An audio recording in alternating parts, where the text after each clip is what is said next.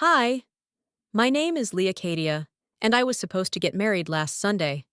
But instead of saying I do, I walked barefoot across a gravel parking lot behind the church, dragging 50 pounds of satin and tulle through the dirt, mascara bleeding down my cheeks.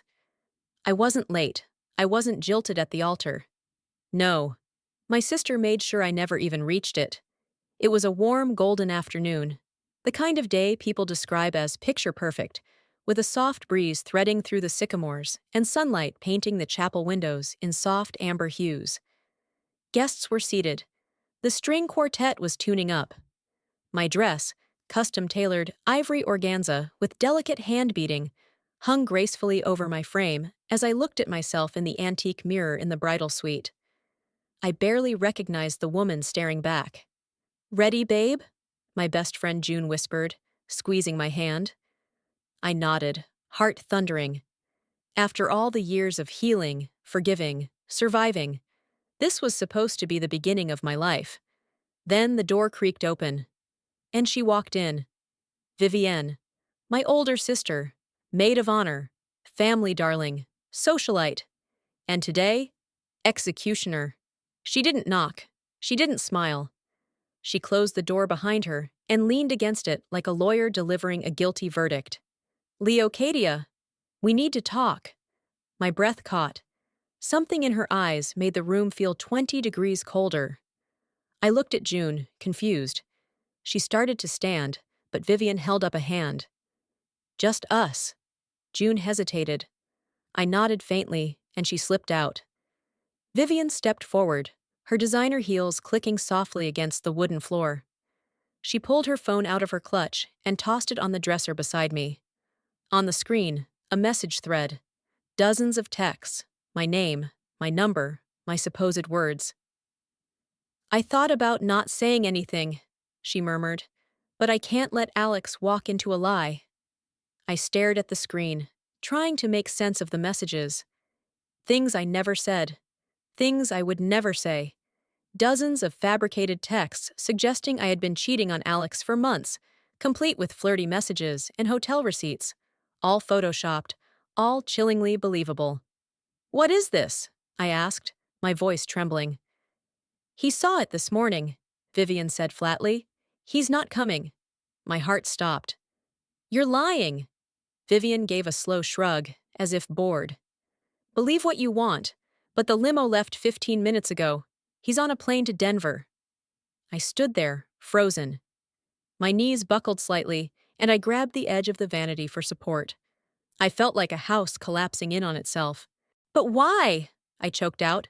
"Why would you—" She didn't answer, just gave me one of her polished smiles, the kind that always felt like a weapon. The door opened again. My mother peeked in. Her expression was unreadable, like she'd known, like this wasn't news to her. I looked at her, begging silently for the truth. For someone to say this was a misunderstanding, that Vivian was lying, that my wedding was still happening. But all she said was, "You might want to go out the back, honey." Outside, guests were already murmuring. Whispers, gasps. The music had stopped. Someone was filming on their phone. I didn't even take off the veil. I grabbed my purse and walked out the rear exit, stumbling down the service ramp in stilettos, then yanking them off and running barefoot across the asphalt. My phone vibrated. Over and over. I didn't look. A black SUV slowed beside me. June leaned out. "Get in." Back at her apartment, I sat on the floor for an hour, staring at the wall. June handed me a bottle of water, but I couldn't move. I kept hearing Vivian's voice. "He's not coming." I kept seeing the blank expression on my mother's face.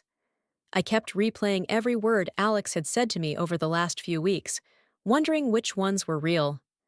Finally, I asked June to hand me my phone. My heart raced as I opened it.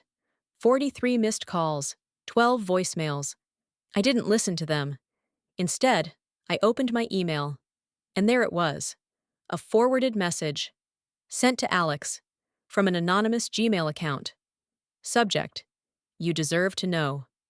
Attachments: fake screenshots, fake conversations, A fake hotel bill from 3 weeks ago in a city I'd never even been to. And at the bottom, a mistake. One attachment had metadata. A saved file name, viv, photo.dumpedfinal.pa. I stared at it, unblinking. My pulse slowed. The tears dried. And something inside me shifted. Not rage, not grief. Something colder, quieter. I turned to June and said, "She did this. She planned this." And then I stood up. I didn't scream. I didn't call Vivian. I didn't rush to post anything online. Instead, I logged into our old shared bank account. The one we set up years ago when we split a co-signed card during college. I'd forgotten it even existed. Vivian hadn't. I looked at the transactions.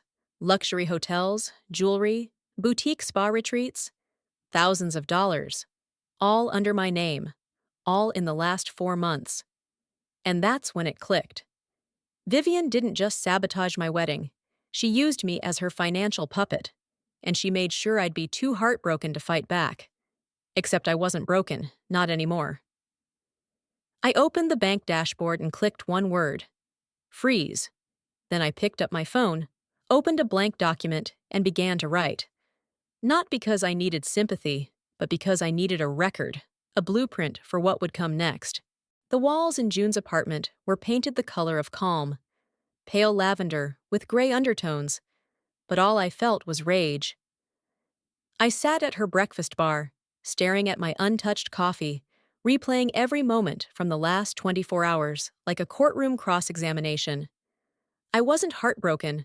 I was humiliated, betrayed, and somewhere deep down, ashamed I hadn't seen it coming. "You need to sleep," June said gently, pushing a blanket toward me. I ignored her, clicking through banking statements with surgical precision.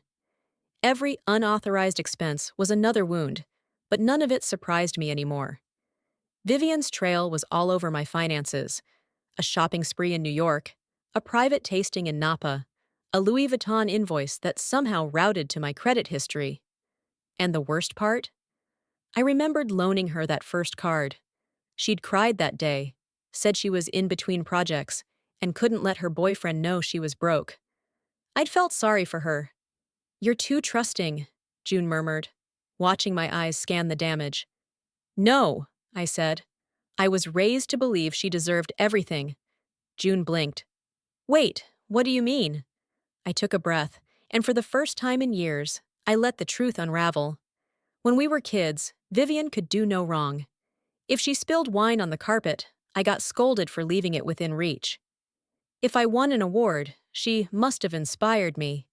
My father loved us both quietly, but my mother?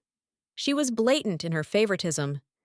Vivian was the golden child, the beautiful one, the one who always had potential. I was the quiet one, the helper, the girl who should know her place. At 13, I made the finals in a statewide poetry contest. I'd written about my grandmother's death and how I kept her scarf in my pillowcase just to feel her near. It wasn't polished, but it was honest. I showed it to Vivian one afternoon. She laughed. Then, 3 weeks later, she read my poem, word for word, at a private school showcase and won a scholarship. Our parents threw a dinner in her honor.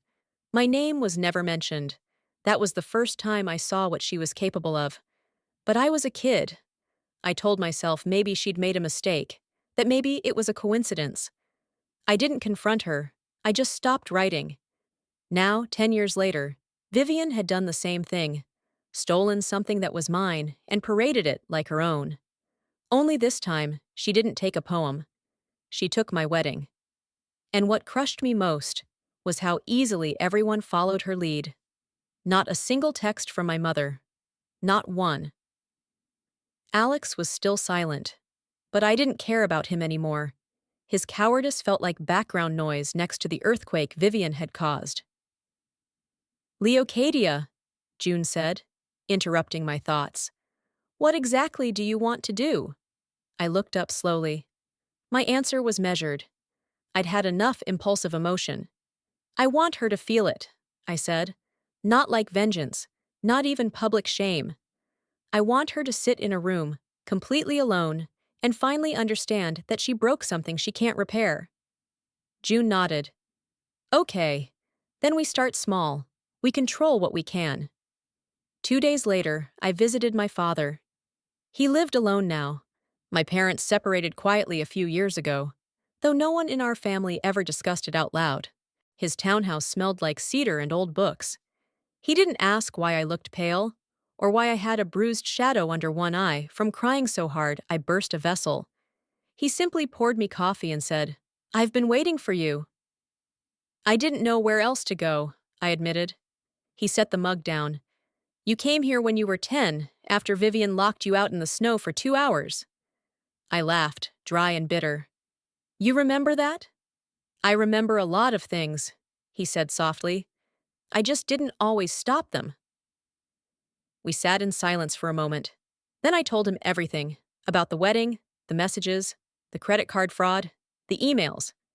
I even showed him the file name, Viv photo dump 3 final.png. His hands trembled. "She always had your mother's protection," he murmured. "But this isn't just favoritism. This is cruelty." He stood and disappeared into his study, returning a moment later with a faded green envelope. "This was supposed to be for your honeymoon," he said, handing it to me. Inside was a check, $5,000, and a note written in his scrawled left-handed print. "For the life you deserve to start, with or without him." I closed my eyes. My throat burned. "Thanks, Dad." He shook his head. "Don't thank me. Just do better than we did." The next step wasn't flashy. I filed an identity theft report. Quietly. No social media drama. No explosive confrontations. Just a paper trail. Then I booked a therapy session. Because I knew if I was going to win this, I had to be clear-headed. Vivian didn't fight with fists. She fought with illusions. And if I didn't anchor myself in reality, I'd get swallowed whole. That night, I logged into my private email. There was a message waiting, from a name I hadn't seen in years. Isaac Thompson, Vivian's ex from college. The same one she ghosted after 2 years and later called a lesson in mediocrity. Subject line, "You're not crazy." Inside was a short note. "Saw what happened. I know what she's capable of. If you want proof she's been playing this game longer than you think, I have screenshots. She used me too." And just like that, the story cracked wider. It started with the return address. When the envelope arrived, postmarked from Santa Monica, I almost tossed it in the recycling.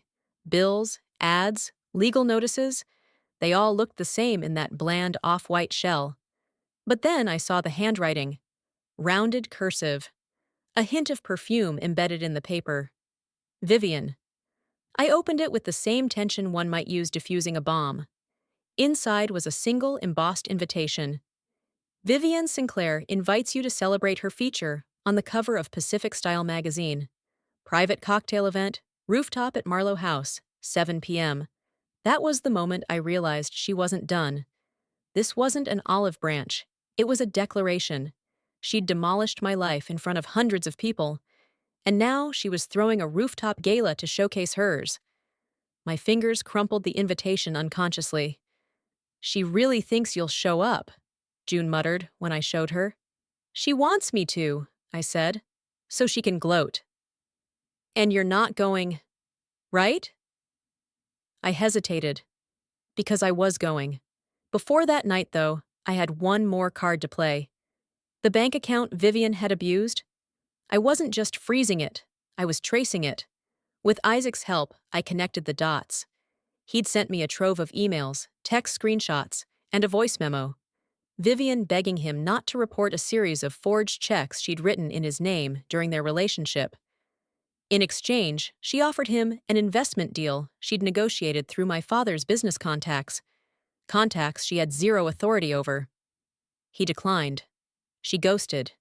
"You weren't the first," he told me over the phone.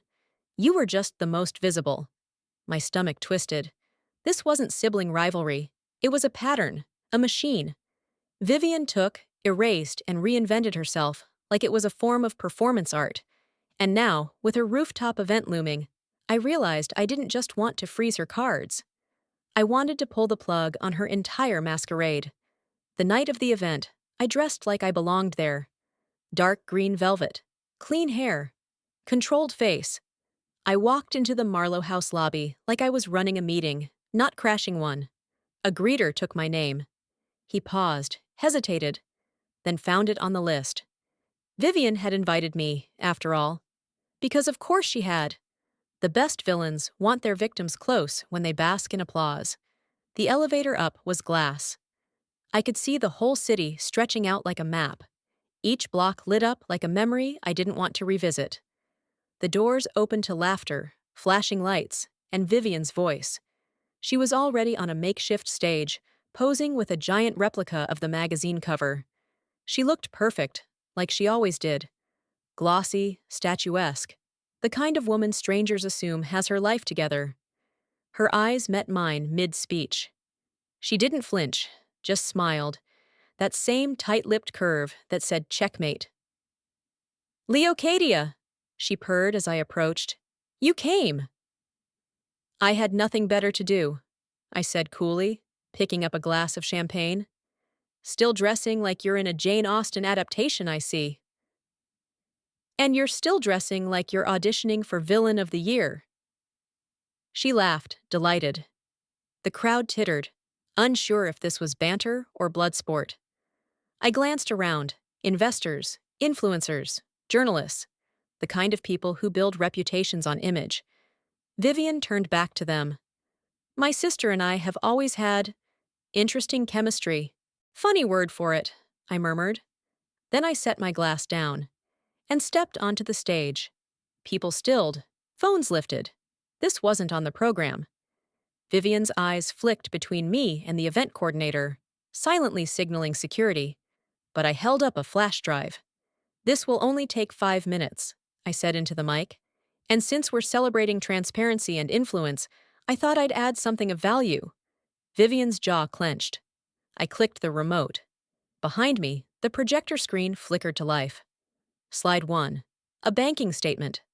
My name, charges, her signature. Slide 2.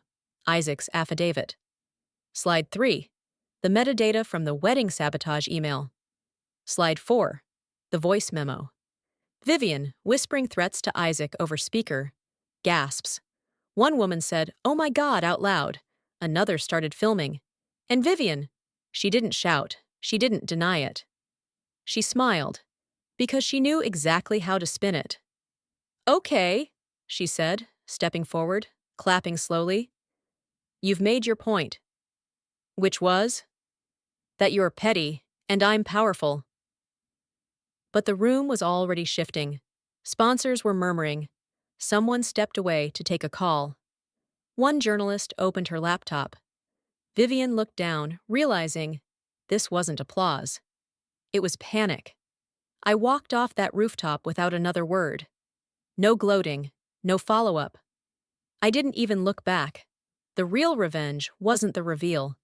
It was leaving her there, in the fallout of her own lies, surrounded by people who had finally seen the machinery behind the mask. That night, I turned off my phone and sat alone in my apartment. For the first time in weeks, I felt clean. Not vindicated, just free. My inbox buzzed with reporters. Isaac sent a text that just said, "Holy hell." But none of it mattered as much as the silence. The space where her voice used to live inside me. I breathed in and out, and it finally felt like mine. The morning after the rooftop gala, I expected my phone to melt. It didn't. It imploded. Emails, missed calls, social media tags piling up with the subtle menace of a landslide. A few congratulated me. Most were cautiously curious. Some were silent, the kind of silence that spoke of loyalty being weighed in real time. But it was the message from my mother that pierced deeper than any headline. "You've embarrassed our family. Call me when you're ready to make things right." I read it 3 times, wondering if she'd sent it to the wrong daughter. Then again, she never had trouble assigning blame. That afternoon, I sat at a coffee shop 3 blocks from my therapist's office, replaying her voicemail in my head. Not my mother's, Vivian's. Congrats, little sister. You finally grew a spine. Let's talk. Just us. It wasn't a threat. It wasn't even angry. It was worse. It was controlled, cool, inviting. Vivian didn't call unless she wanted something. June stirred her iced latte beside me. You're not going to that, right? I am. Why would you? Because she doesn't believe she lost. And I need her to. We met at an upscale bistro Vivian used to frequent with her PR clients. She arrived 5 minutes late, dressed like she'd walked off a runway shoot for power brokers, all black, tailored, and with sunglasses so large they could have shielded her from actual judgment. She took them off as she sat, fixing me with that signature smirk, the one she used to wear when we played Monopoly, and she'd already bought Boardwalk and Park Place. Leocadia, she said smoothly, you look confident. Therapy must be working. I thought we'd skip the fake catch-up. Vivian leaned back in her seat, signaling the waiter for a Sauvignon Blanc. Fine, let's be real. That stunt on the rooftop? It was gutsy. You got applause, headlines. I'm impressed. You're not mad? Of course not. You did what I would have done. She took a sip. I stared. You're not going to deny any of it? She set the glass down gently. Denying would be stupid. People love a fallen angel more than a false saint. Her voice didn't crack, not once.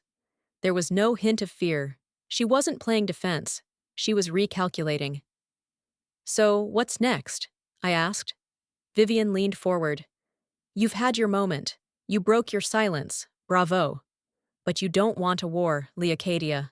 You're not built for it. That's so? You're emotional, empathetic. You hesitate. That makes you unequipped. I didn't respond. Not right away. Then I pulled out my phone and placed it on the table. I'm not interested in war, I said, but I've documented everything. And if you think for 1 second I won't protect myself from whatever you're plotting next, think again. Vivian laughed softly. This isn't a movie, darling. No, I said, standing. It's real life, and you're finally the villain in your own. The moment I left that restaurant, I knew what was coming next. Vivian wouldn't retaliate with fire. She'd use fog, rumors, doubt. Quiet whispers meant to rebuild her narrative and erode mine. And sure enough, 2 days later, it began. A tweet from a verified account questioning the convenient timing of my rooftop reveal. An anonymous blog post titled The Leocadia Lie, full of twisted half-truths and manufactured texts. Even a podcast host dropped my name as a case study in social media overexposure. It wasn't rage, it was erosion. And it worked. Sponsorships I hadn't even agreed to were suddenly no longer interested. A publisher who reached out about my story went radio silent. Even my therapist warned me about post-exposure backlash. June found me on the couch that Friday night, knees to chest, staring at my laptop with a blank document on screen. She's playing the long game, I whispered. Then so will you, June said. You've already hit back once, now you outlast her. How? She sat beside me. You build, not to fight her, but to free yourself. I started writing again, not revenge blogs, not hit pieces, just stories about grief, about family, about all the invisible scars we carry from the people we're told we're supposed to love unconditionally. I published them anonymously at first. Then I attached my name. It didn't go viral overnight. It wasn't a sensation, but it mattered. People started responding, quietly, authentically. One woman wrote, I thought I was the only one who had a sister like this. Another sent, your story saved my life. Literally, I almost didn't wake up last week. That's when it clicked. Vivian might own the spotlight, but I could own the silence. The email came on a Thursday morning. Subject line, family dinner, Sunday night. It was from my mother, polite, measured, phrased like we were still a unit, like the last few weeks hadn't set our family on fire. I stared at the screen. 3 sentences. No apology. No mention of what happened with Vivian. Just an address, a time, and a passive-aggressive invitation to return to the fold, like a child being summoned to eat her vegetables. I showed it to June. She wants to control the narrative again, she said, sipping her tea without looking up. And I'm giving her the stage, I replied. Because I was going. Not for reconciliation, not even for closure. I was going to watch them squirm in their own silence. My father called the next night, tentative as always. I'll be there too, he said. Are you sure that's wise? Maybe not, but I'm tired of sitting in the gallery. It's time I sat at the table. His voice cracked a little. For the first time, I sensed he was done being quiet. So was I. Sunday came. I wore navy blue slacks and a sleeveless black blouse. Understated. Calm. I pinned my hair back, kept my makeup minimal. June offered to drive me, but I said no. I needed the walk up that driveway to be mine alone. Their house looked the same as always. A white colonial with black shutters and a brick path cutting through the lawn like a scar. The door was already open when I arrived. My mother stood there, wine glass in hand. "Leocadia," she said, with a smile that didn't quite meet her eyes. "You look well." I stepped past her without a word. The dining room was set. Candles, polished silver, napkins folded in perfect triangles. It looked like something out of a magazine. That's how my mother fought. Not with screams, with scenery. Vivian was already seated at the far end of the table. She didn't look at me, but she didn't need to. Her presence carried enough weight to bend the room. We took our seats. First course, silence. My father cleared his throat, pouring water into glasses. Let's not pretend we don't have things to say. I'll start, I said. I turned to my mother. Why didn't you call me after the wedding? She froze, the smile still faintly resting on her face like a badly drawn mask. I figured you needed time. No. You figured staying neutral was safer, that if you didn't pick sides, you wouldn't have to confront the fact that your older daughter sabotaged your younger one on the most important day of her life. Vivian let out a quiet laugh. Here we go. I turned to her next. Are you proud of what you did? She tilted her head, eyes glinting. Pride is such a subjective concept, Leah. Stop with the riddles. Just say it. You ruined my wedding. You stole my money. You tried to spin the public narrative after I exposed you. Are you asking or accusing? My father leaned forward. We all know what she did, Vivian. The question is why. Vivian glanced at him, surprised. Et tu, Dad? He didn't blink. Just said, I'm done enabling you. The room felt suddenly too small, the walls too close. My mother sipped her wine, refusing to meet anyone's eyes.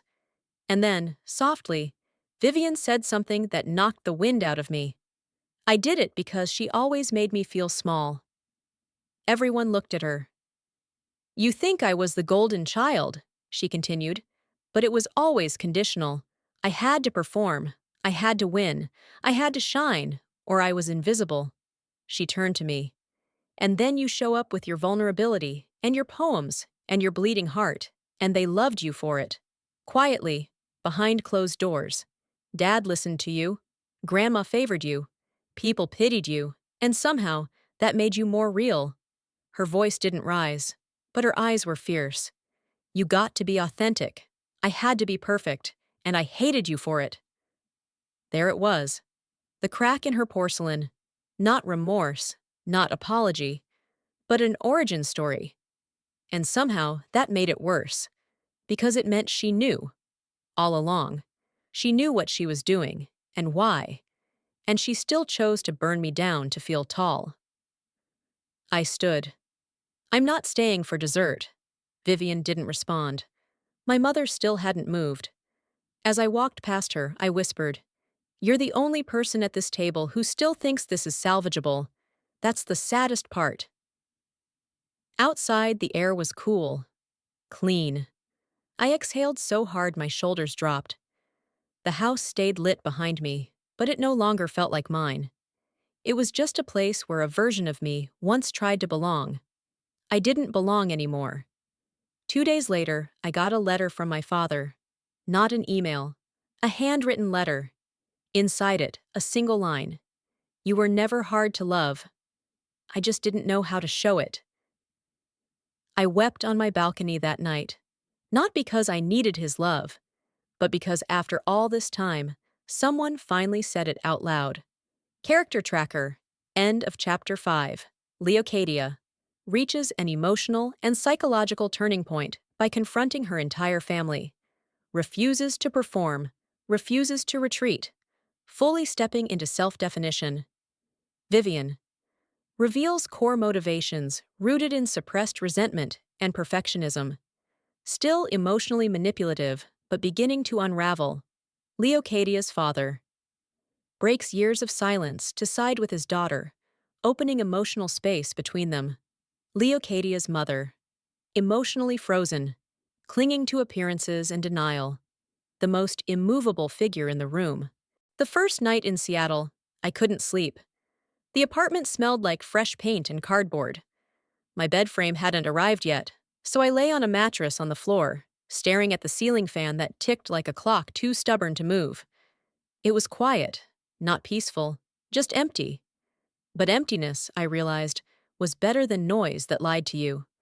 In LA, everything was curated chaos, constant performance, the kind of life where silence wasn't allowed, because it might remind you of what's missing. In Seattle, the quiet felt like a dare. So I accepted it. The next morning, I unpacked the only thing I'd carried in the front seat of my car, a box labeled Real. Inside was my journal, some photos of Grandma, a chipped coffee mug from college, and a flash drive with every article I'd written since the fallout. That box wasn't heavy, but it felt like everything I had left that hadn't been touched by Vivian. June helped me move. She stayed a few nights before flying back. As we hugged goodbye outside my new building, she looked at me for a long time. "You're really doing this," she said. "I have to." "Do you feel scared?" "Yes." "Good," she smiled. "Means you're growing." I enrolled in an interior design program 2 weeks later. Something I'd always wanted to do, but never dared to speak out loud. Vivian had once called it a hobby, not a path. But when I walked into that first workshop, hands shaking, I felt a click in my chest, like something old and rusted had finally turned. The instructor, Mallory, was sharp, fast-talking, and didn't coddle anyone. She ran the studio like a newsroom. I loved her instantly. 3 weeks in, she walked past my drafting table, paused, and said, "You've got a thing for balance. Not symmetry, balance." I nodded, unsure how to respond. "Good instinct," she added. "Means you've lived through chaos." After class, I stayed behind. She was packing up tools when I finally asked, "Have you ever had to rebuild everything from scratch?" She looked at me like she knew exactly what I meant. "Yes," she said, "and it's a better foundation than you think." I started sleeping better. I cooked again. Real meals. Pasta, stir-fry, even homemade bread once, though it turned out dense enough to be a weapon. I wrote weekly, a blog post every Sunday, sometimes about family, sometimes about fear, always honest. The posts weren't viral, but they were real, a slow heartbeat of connection. One night, I got a comment from someone named M. "I left my sister's house with nothing but a backpack. You make me feel less ashamed of that." Another read, "I didn't know how to name what I'd been through, but now I think I do." I didn't respond to most of them, but I saved everyone. Then came the message I wasn't expecting. It was from a man named Mason, a reader. His email was thoughtful, not flattering. He'd been through something similar, a betrayal by a sibling that left his entire life in ruins. He said my writing helped him breathe through the nights. I replied, cautiously. Our correspondence grew. Emails, then calls, then coffee, in a quiet bookstore cafe near Pike Place.